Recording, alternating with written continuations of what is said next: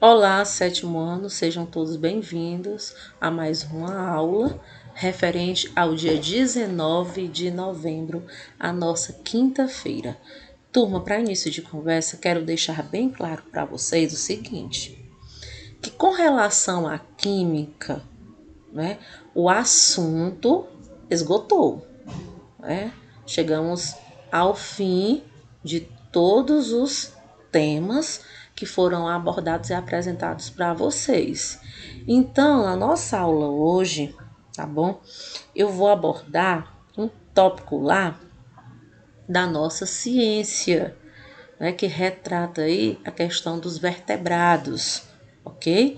Que são os mamíferos. Então, deixando bem claro para vocês que são animais vertebrados, os mamíferos, do reino Animalia, do filo Chordata, do subfilo Vertebrado e da classe Mammalia, né? Então, estima-se no caso aí que existam mais de 5.000 espécies de mamíferos encontrados, turma, em quase todos os biomas do planeta Terra.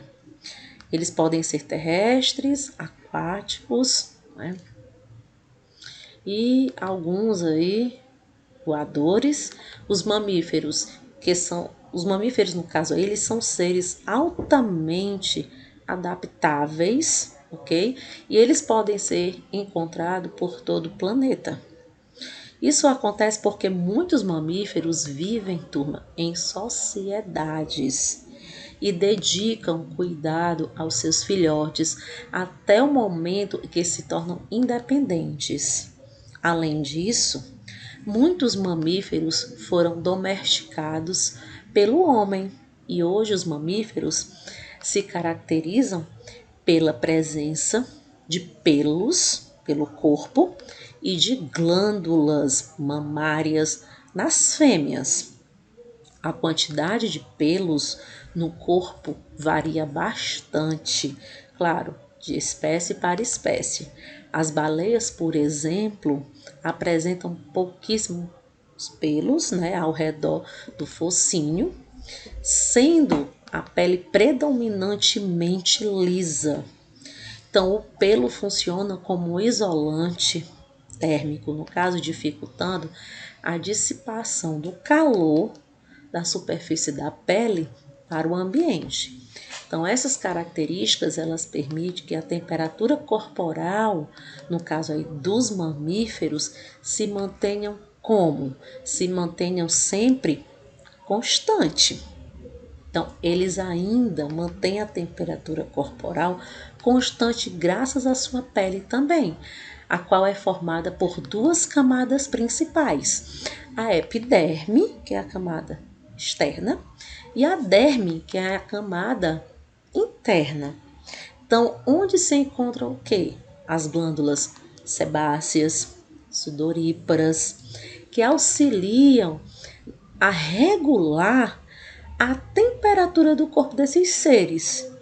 Então, o seu corpo é sustentado por um chamado endoesqueleto, que é um esqueleto na parte interna, totalmente ossificado, no caso aí, né, por ali com cabeça, tronco, quatro patas, exceto os cetáceos, né, com até 5 dedos, e espécies de quadrúpedes, a maioria, e outras bípedes, cangurus e homem.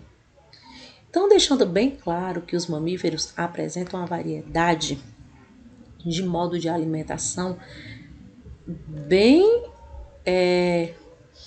não específica, mas eu posso dizer que, no caso aí, pelo fato de apresentarem dentes, pela presença dos dentes, né, esses dentes eles contribuem bastante para que possam explorar diversos tipos de alimentos. Né? Então, contanto que os mamíferos, que eu quero dizer, que eles são classificados de acordo com o tipo de alimentação que eles costumam a ingerir. tá bom? Então, nós temos, com relação à alimentação, que eles podem ser classificados em herbívoros, carnívoros e onívoros, ok? Quando eu falo de carnívoros, isso aí vocês aprenderam lá no Fundamental 1, mas reforçando, claro, possuem os dentes caninos, né, bem desenvolvidos, e a sua dieta se baseia no consumo não só de lipídios, mas também de proteínas. A raposa, as onças, cães, né, os leões. E os herbívoros possuem dentes caninos rudimentares ou ausentes, e os molares bem desenvolvidos alimentam-se de vegetais e apresentam adaptações para a digestão, no caso, da celulose, né, que é existente aí nas folhas das plantas. Então, como exemplo desses mamíferos, nós temos aí o hipopótamo, a girafa, o boi, nós temos o canguru, também a zebra. E os onívoros, né, já apresentam uma dieta bem mais diversificada, essa era a palavra que eu estava aqui procurando na memória, né, e alimenta-se tanto de fonte vegetal como de fonte animal, né, o urso, os primatas, os porcos, ok? Então, como vem dizendo aqui, na maioria dos mamíferos, a dentição está envolvida no tipo de alimentação. Então, de acordo com o tipo de alimento que ele costuma ingerir, no caso aí, né, contanto que é bem diversificado, então a classificação dele vai ser de acordo com o tipo de alimento que ele costuma absorver, ok? Levando em consideração o sistema circulatório, e depois eu apresento para vocês o sistema respiratório. Só que antes de eu falar sobre o sistema circulatório, eu vou falar para vocês do sistema respiratório, tá certo? Então, assim, o tronco dos mamíferos exibe costelas que ficam acopladas, né, ao externo, formando uma espécie de caixa torácica, que lhes confere os movimentos respiratórios devido à presença do músculo, que é o chamado músculo, o diafragma, né? Então, nesse caso aí, a respiração dos mamíferos é exclusivamente pulmonar, ocorre através dos pulmões. Isso acontece mesmo com os mamíferos que são aquáticos também. Já o sistema circulatório, né, quando eu falo de sangue, é fechado, incluindo o coração. E o coração apresenta, no caso aqui, 4 cavidades, né, 2 átrios e 2 ventrículos. Então, não há mistura entre o sangue venoso e entre o sangue arterial, tá certo?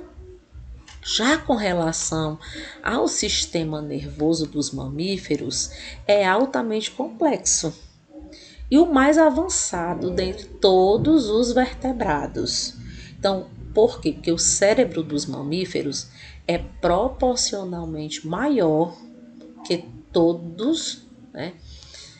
É maior do que o cérebro dos outros animais, que eu quero dizer é isso, permitindo aí uma inteligência maior, ok? Com relação ao sistema respiratório, tá aqui, ó, a respiração pulmonar, nós temos aí o músculo diafragma, ok? Que divide o tórax do abdômen, e nós temos os músculos intercostais, ok? O ar absorvido e o ar exalado, né? Então, seguindo aqui, nós temos o processo de reprodução. Então, turma, com relação à reprodução dos mamíferos, a reprodução ela é sexuada porque são sexos separados, né? Existe o macho e a fêmea. A fecundação interna, porque simplesmente o embrião se desenvolve dentro do corpo da fêmea e são vivíparos porque são organismos cujos filhotes se desenvolvem dentro do corpo da mãe. E dentro desse corpo existem aí vários anexos embrionários, como cordão umbilical, placenta, né, para poder ajudar no desenvolvimento desse embrião, desse feto, ok? Então, deixo aqui registrado um grandioso abraço meu da professora Sádiva e até o nosso próximo encontro, turma.